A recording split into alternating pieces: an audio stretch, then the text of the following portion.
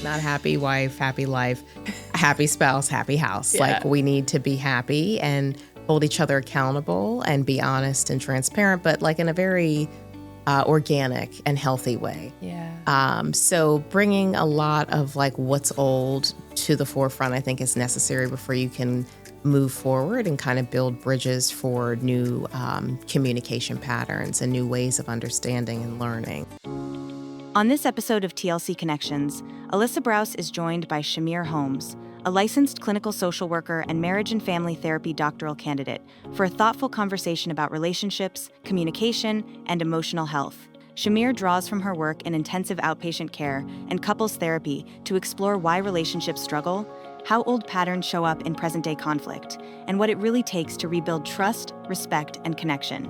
This episode offers practical insight and hopeful perspective for individuals, couples, and families doing the hard work of growth. We hope you enjoy the episode. Well, good morning, Chimère. It's so wonderful to see you. Hi, Alyssa. It's a pleasure to be here. Thank you so much for having me today. Yeah, of course, of course. It's always wonderful connecting with an old colleague.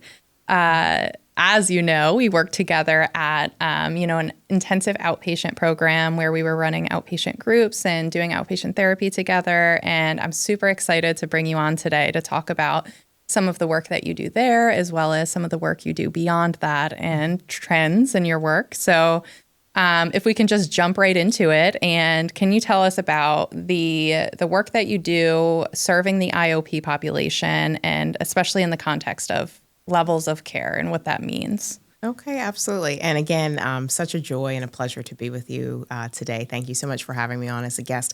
In preparation for this, I was thinking about it last night. Like, this is totally, as you know, as a licensed clinical social worker, the antithesis, right, of what we do, because we're always like, as social scientists, if you will, studying other people, what makes them tick, why they do the things that they do. So to actually have a little reprieve from that and to talk about myself, this is like just so counter the work that we do day after day. So I'm really honored to do it. On my full-time position at Mainline Health, shout outs to the Women's Emotional Wellness Center and King of Prussia, where the magic started, where Alyssa and I were brought together by the cosmos, right? Yes. We were both like IOP therapist. Alyssa, you were the DBT IOP therapist at the time, and I have been on the mental health IOP track for the past 5 years now, going into my 6th year with Mainline Health, and very fortunate for that opportunity. And so with IOP, that stands for Intensive Outpatient Programming, and it is a type of group therapy that consists of a 9-hour treatment week. We serve women throughout the greater Montgomery, Delaware County, Chester, and Philadelphia areas for a wide spectrum of mental health challenges who are really suffering with mental illnesses. Folks who are in the IOP, the intensive outpatient program, they tend to come from our partial hospitalization program, which happens right next door, actually, for folks that tend to, they either get recommended from maybe their outside physicians, their PCPs, or their outside psychiatrist or therapist, and or in some cases, folks have been hospitalized actually in inpatient psychiatric units, and they've needed a lot of support. And from inpatient, they'll go to partial. From partial, they'll come to me in IOP. So again, it's a 9-hour treatment week, serving women ages anywhere from 18 to like 82. So very diverse in that regard. And people typically present with challenges such as depression, anxiety, unresolved trauma, grief and loss, some bereavement challenges, relationship, marital challenges, and everything in between. And so I meet with the women in the IOP Monday, Wednesday, and Friday. So it's a 3-day-a-week commitment. They're with me from 9 a.m. until 12 noon. And throughout the span of this IOP, it's recommended clinically that they be with me for a total of 8 weeks. And throughout that 8-week tenure, right, we follow this curriculum, if you will, of psychoeducation. So there's like a total of 16 psychoeducation packets that we cover, and we teach them distress tolerance skills, emotional regulation skills, coping skills, communication skills. things that they might not necessarily be privy to, or maybe they need a refreshing in terms of how to advocate for themselves, assert themselves in relationships, in the workplace, and how to effectively cope and manage their mental health. And so my capacity is 10 women per cohort. And it's really been an honor serving so many different women from all types of walks of life for the past 5 years there. And that is the IOP level of care. Nice, Chimère. Yeah, so I think you described it beautifully. I think it's really interesting thinking about the different levels of care. And I think a lot of folks know about outpatient therapy, but I think the whole level of care continuum is something that a lot of folks aren't aware of. So the way you talked about, someone may start out their process in a crisis situation. They may go to an emergency room because they're suicidal or, they're experiencing such intense depression or anxiety symptoms that they cannot manage their day-to-day responsibilities. So they may be admitted to a psychiatric hospital, which is a very short-term stay. And it's really not a program that is for therapy or coping skills or really like long-term treatment. It's really stabilization. We go to these inpatient psychiatric hospitals to be stabilized and to have a safe, containing environment. And then after that, that's when we see folks be discharged. And of course, you wouldn't want to go from a really secure environment to a not totally unsecure environment, right? Going from inpatient to just weekly or biweekly outpatient therapy. So of course we have the wonderful continuum of care model where people will often step down to the partial and they'll go during the day 4 or 5 days a week. And then, IOP, like you described, would come after partial. And that's the 9-hour work week or 9-hour treatment week. It does feel like a lot of mental work, mental exercise. A lot of the women say, I know I'm just here talking for 3 hours, but Chimère, by the time I get home, I am spent. I just want to go to sleep and take a nap. Yeah. Because it is a lot of emotional labor. I think that's so important. That is so important to talk about in the sphere of therapy. I don't think everyone recognizes that therapy isn't about going and getting help from someone. It's about going in and actually doing work that's hard and uncomfortable. And you're digging into some uncomfortable topics from your past. You might be making changes that are really hard.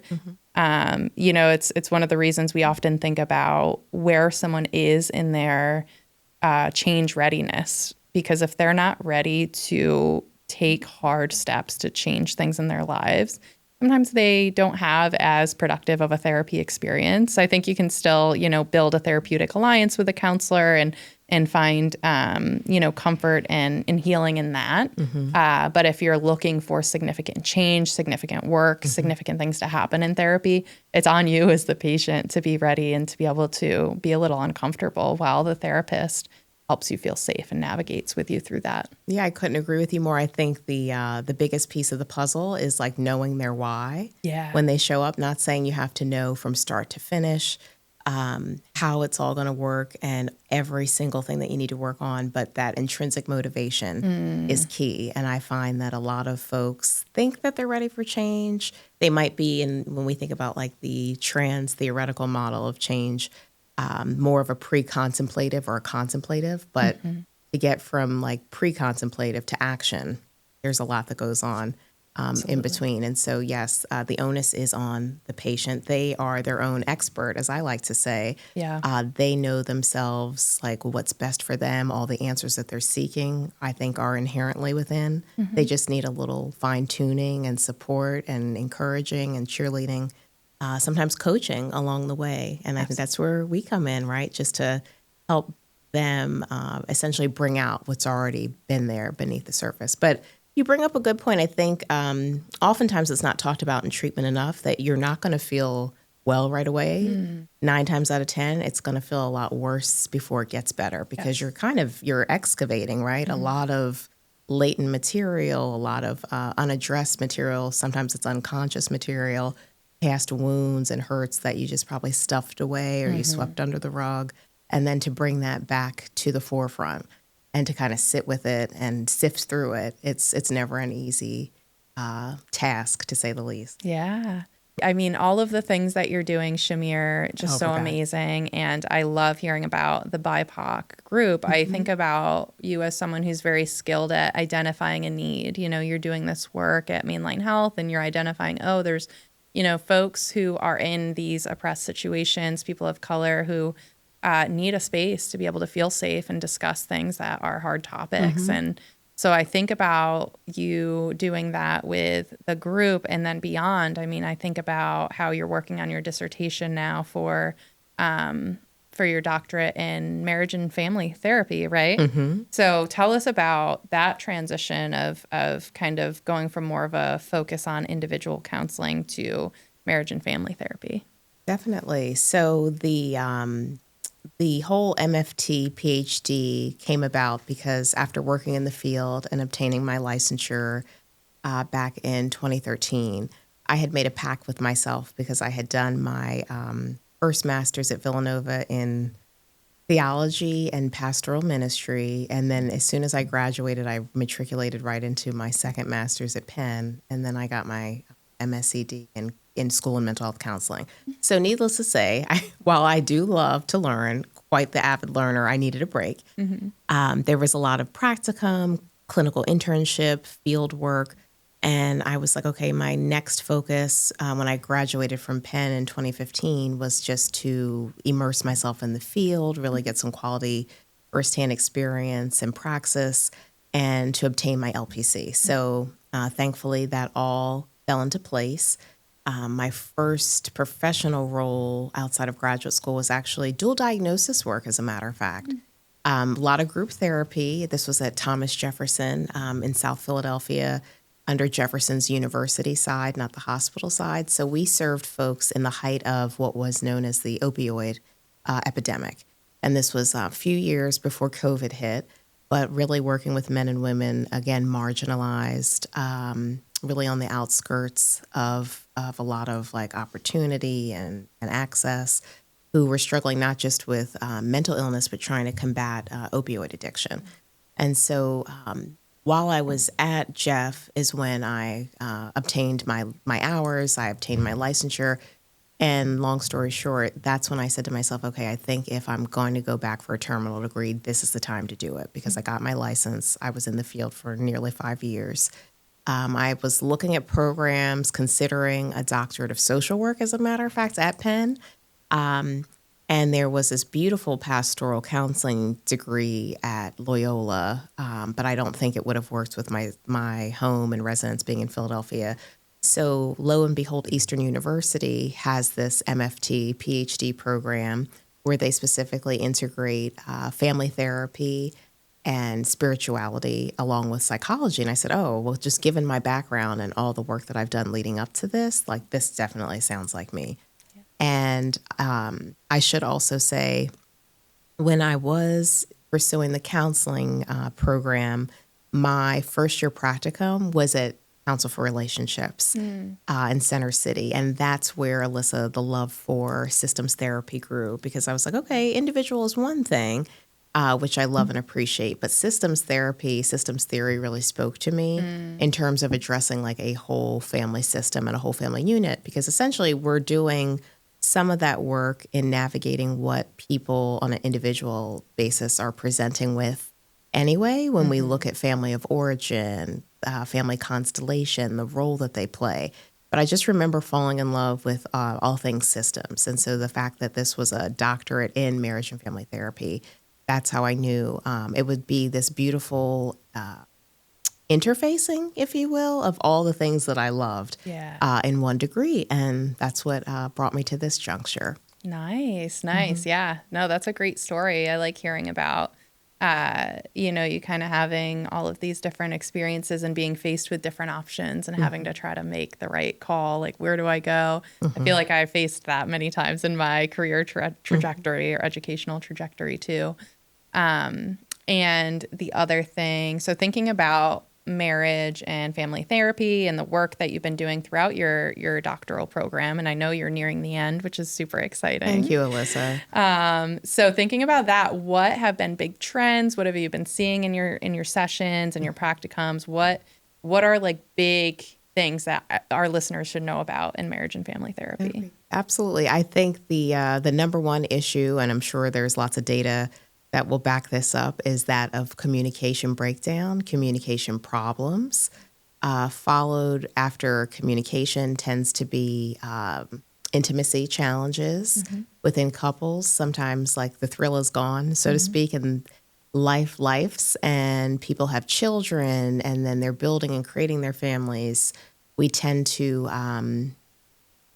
see a lot, I think, in the field of two-parent households. So in these two-parent households, folks both have to manage and hold down like a lucrative career, just in terms of surviving, right, economically. So when mom has to work and dad has to work, they get busy, they get exhausted. They're caring about the welfare and the well-being of their children. And unfortunately, their romantic life, their relationship has to then take a back step. Yeah. And it gets put on the back burner oftentimes. And with that being said, moms and dads who show up in couples therapy, lots of differences on parenting. Like, well, this was how I was raised, or this is how we always did it in my family of origin, but not being able to really come together and like meet halfway to solidify their new norm. So a lot of family of origin things kind of influencing parenting dynamics and differences. And then I would be remiss if I did not add this current socio-political state that we're all living in, right? Difficult economic days and times, lots of fear, uncertainty, financial anxiety, health anxiety, aging parents, right? Having men and women who come into counseling who are known to be part of the sandwich generation. So they're raising small children, their own families, and in addition to that, they now have to be caregivers for their aging and ailing parents, and just like what that whole norm and dynamic looks like. I think those are and money. I can't leave out finances. That's always a tried and true challenge for most couples. Sometimes I would even say things like culture, racial backgrounds, differences there, sometimes some religious challenges or differences with spirituality are probably the things that I have come across and worked with folks on the most. That makes a lot of sense. A lot of systemic challenges. And so in hearing you talk about it as systems work and thinking about each person as part of a complex system, in that each individual in the system, when things change with that person, it impacts the other person. So I think about that in terms of what you were saying with parenting differences. And so thinking about two parents who are a married couple and they're, in this role as parents, and they're experiencing differences in a situation with their child, with their children. And I think about it in terms of like they're having this argument together, but I wonder how often it's about one of them maybe experiencing something about the situation, right? Maybe one person's being triggered by the other person's parenting technique. One person's being triggered and they're not able to communicate because they're feeling emotional. So I don't know. These are a lot of sort of thoughts I think about as you're describing your experiences. But what would you say to someone who is struggling with their partner with those parenting differences, or just someone that needs help with communication? Like, how do you, as the therapist, help facilitate healing in that process? That's an excellent question. I think looking at and really digging deep with their upbringing and norms, different communication patterns, whether that was something good, something bad, something indifferent, and really teasing out like the nuances, right, of how they were raised and how that might have impacted them, perhaps even on an unconscious level. And so you mentioned, something activating or triggering them that they might not even have fully resolved yet. So really bringing that to the forefront. Sometimes I often have to tell couples, you're in an argument with your spouse. This isn't about your mom or your dad or something that never went right with your sibling. And I think that can be a shock to the system because little do they know, they're kind of operating in these really old feedback loops or these old scripts that aren't even taking place in the here and now, but they're kind of unconsciously, right, allowing that to affect them. So my whole philosophy with couples therapy is respect, and decency. So you have to really stay at the table. Happy spouse, happy house. I'm one of those therapists, Alyssa. It's not happy wife, happy life, happy spouse, happy house. Yeah. Like we need to be happy and hold each other accountable and be honest and transparent, but like in a very organic and healthy way. Yeah. So bringing a lot of like what's old to the forefront, I think is necessary before you can move forward and kind of build bridges for new communication patterns and new ways of understanding and learning. And realizing while you might be playing a role from the past that's no longer serving you, there are ways to consciously break out of that. And I'm a huge advocate of homework, so there's plenty of times I've recommended that couples process things with me, and then instead of like the go-to, now go make a date night, I'm saying, okay, let's go do the work outside of this therapy hour, right? So bibliotherapy. Can you go get the latest book that's applicable, right, to your situation and circumstance from an Esther Perel or the Gottman Institute? Can you dig deep and can you at least read maybe like 1 to 2 chapters before we meet together? And then I want you guys to tell me like how this impacts you. So I'm an advocate of, I'm going to support you. I'm going to empathize and try to essentially like translate what the other person's saying or what they're missing and not saying. But the onus, as we said earlier, really is on the individual client. So I need them to have intentional conversations, different modes of conversation and communication. And I will usually reference a lot of tools and a lot of skill building that they can do either individually and in their own individual therapy, or where they can practice together. I think a lot of couples struggle with co-emotional regulation. They don't know how to co-regulate. So if I'm dysregulated and my spouse is dysregulated, it's just going to continuously be this unproductive loop or dance that we do. Oh, that makes so much sense. I definitely see that where, and I think especially, you know, I'm at a stage in my life where I have a young child. So a lot of folks in my community, a lot of, you know, the work that I do, I'm often facing folks with children. So I often see it in both that maybe they can't regulate because their spouse is dysregulated, and then they also can't regulate when their child is dysregulated. Absolutely. And I think that can be so hard too, where it's like, you know, it's naturally so dysregulating when your child is having a hard time because your whole purpose as a parent is like you want to keep them safe, and so to control that and to kind of remind yourself that they are okay and that, you know, we can work through this together and co-regulate. It can be really hard. And I can say that from people I've worked with and also from my own experience as a parent. So the other thing that really stood out to me, though, in what you said, Chimère, was about respect. Like, what an important foundation in a relationship that I think we lose it sometimes. I think it gets overlooked. And that's big. Respect is invaluable, right? Like if I don't respect you, how can I move forward in relationship with you? Yeah. And it could be the littlest things like common courtesy from the everyday, please, thank you, you know, would you mind, could you help me out? Like making those bids, but like making them conscientiously, respectfully. I think we often lose sight of that in our relationships. And one thing that always baffles me, and I know none of us are perfect. A lot of us come from different backgrounds or circumstances. But when I hear husbands and wives in particular being so angry and so distressed that they're calling each other out of their names and like really foul language. Yeah. And my whole thing about like, you know, that old adage, the sticks and stones may break my bones, but words will never hurt me. I really disagree with that wholeheartedly because my philosophy, I think as a human being first and a clinician second, is words matter, right? Words hurt. And once you say something and you've put it out there, I don't care if you apologize to me like 10 times. Right. After the fact, it's going to stay with me, right? You can't take that back and I'm going to remember it. So common courtesy, respect, kindness, basic empathy, I think these are like the core tenets that every couple really has to appreciate and cherish in their relationship.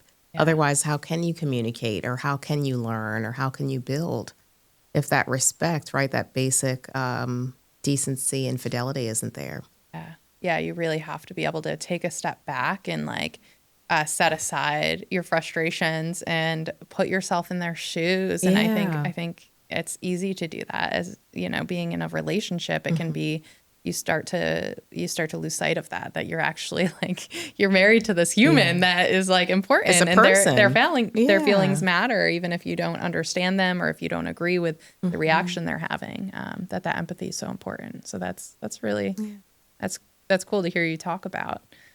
I would say empathy over apathy, right? Like, am I just, you really have to check yourself, I think, as an individual, as a partner of somebody. And it's like, if I get to this apathetic state where I'm just tolerating you, clearly there's a problem. And there's some internal work that I need to do. Yeah. Like, of course, there's that interpersonal stuff that we have to tackle and manage, but like checking in within, you know, what do I need to work on? What does this say about me? Yeah.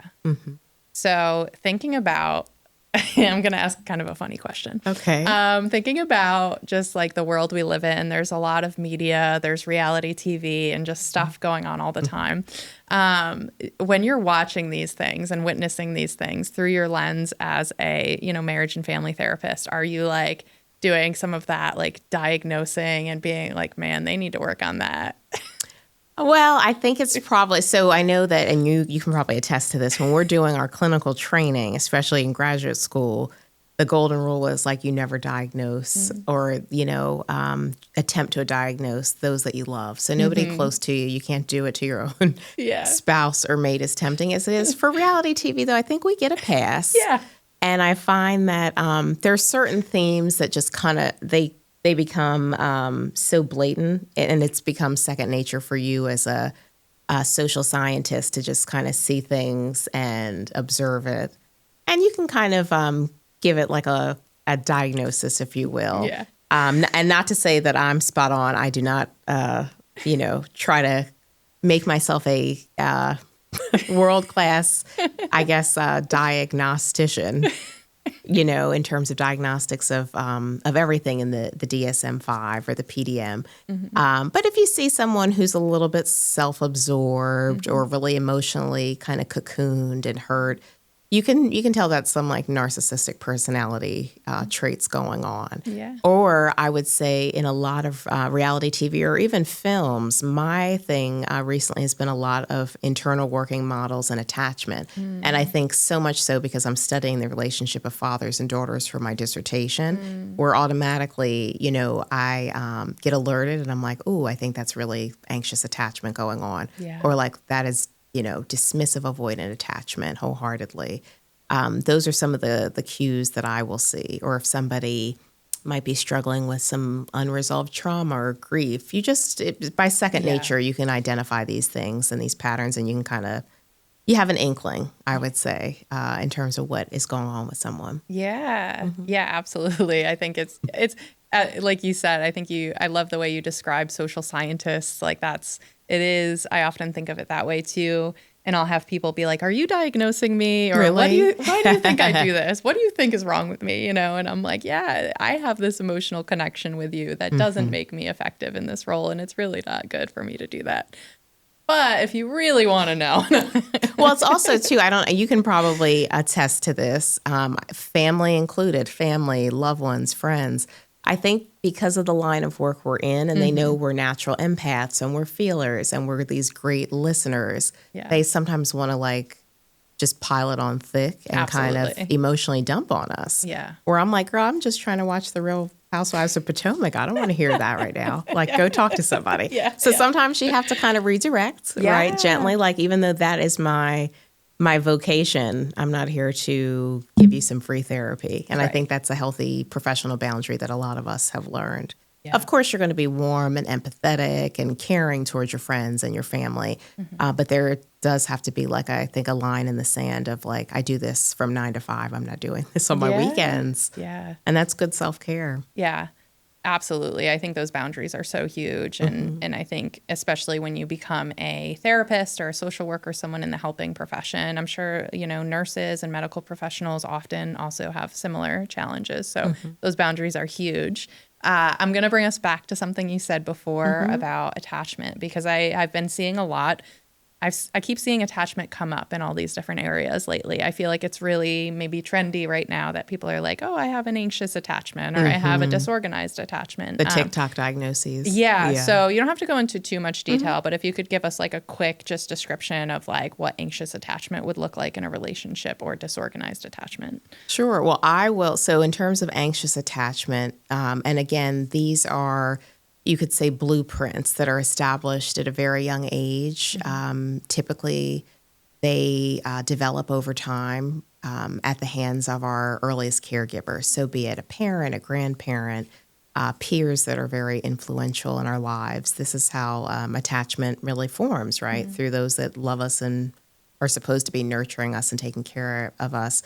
For anxious attachment, I would say the characteristics would look like an individual who's always texting or always calling. Or the minute that I text you, Alyssa, and you don't text me back within 5 or 10 minutes, I'm thinking the worst. I'm going to these cognitive distortions, right? These catastrophic thoughts of, oh my gosh, this person's mad at me, or they're never going to text me back, or they've lost interest. Maybe they're preoccupied with somebody else. They're having an affair.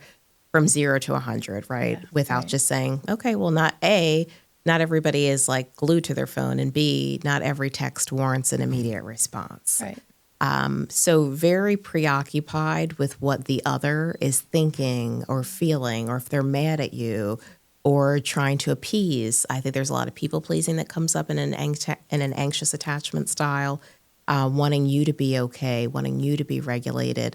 I think it really borders on that of enmeshment too, where I don't really know where I stop and you start, and vice versa. And so like a lot of my happiness is then predicated on whether or not you're happy and comfortable and you're happy with me.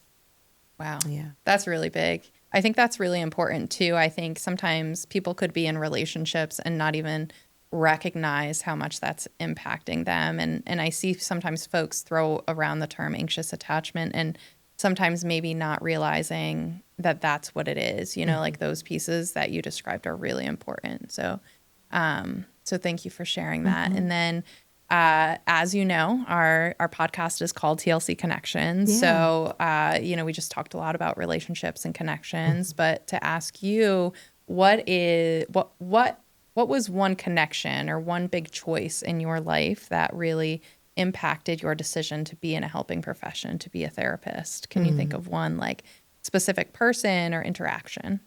Wow, that's another really profound question. I have like a litany. I actually prepared a list of all my thank yous that I'm forever indebted to. Is it okay if I kind of name several people along the way, several connections? Well, I think it would all start, I think the origin for me on an educational realm would be that of my first grade teacher, Mrs. Karen Lammy. So Miss Lammy, if you're listening, I love you and I thank you so much.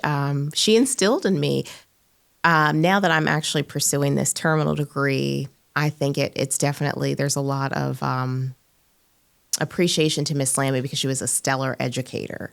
And she not only made learning fun and accessible and adaptable, but now as I'm venturing more toward academia, I would strive to be as excellent and as wonderful as she was. She, so many decades later, she's still a person that changed my life. So thank you, Miss Lammy, for helping me see what a great teacher can be and the impact that you had on me in my life. I could only hope to somewhat emulate that.